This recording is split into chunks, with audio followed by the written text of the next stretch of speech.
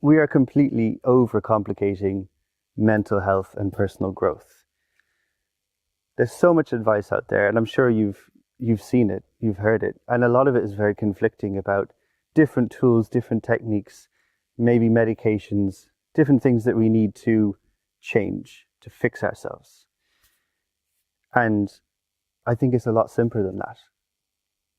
I like to remember it by a little piece of advice a friend gave me. I was really overwhelmed. I was looking at catalogs of seeds, of tools, of composts, of growing techniques. The world was completely locked down, and we just built a little off-grid cabin for ourselves, and we wanted to grow some healthy food. So I went to a friend of mine, so confused, for a bit of advice, and she just smiled and said, "You're overcomplicating it. Plants want to grow. You just have to remove the obstacles of their growth." And we are exactly the same.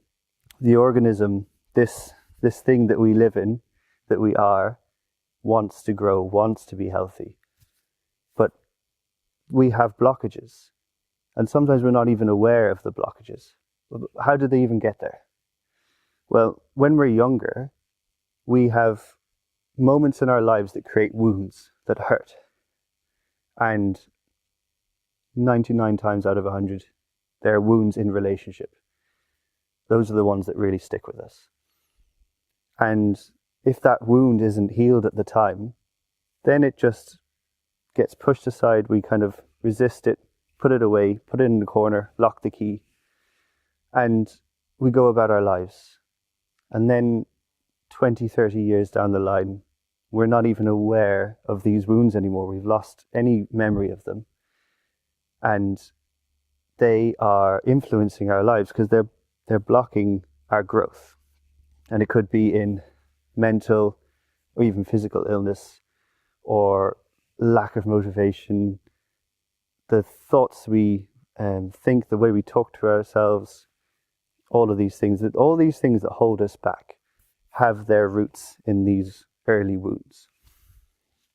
So what do we do about it? How can we help ourselves? Well, because these wounds were created in relationship, we need to build a healthy relationship with someone that we feel safe enough to go back in time, to explore, to discuss, to really look at these wounds and see what they need. What do they need to heal? How can we provide what they couldn't have in the moment to be healthy? And then in that process, we integrate these parts into our lives. And then we feel like we're free again. We're free. We're no longer held back by these wounds, by these blockages. And so I hear from people all the time, what do I need to fix me? What's wrong with me? What medication do I need to be on?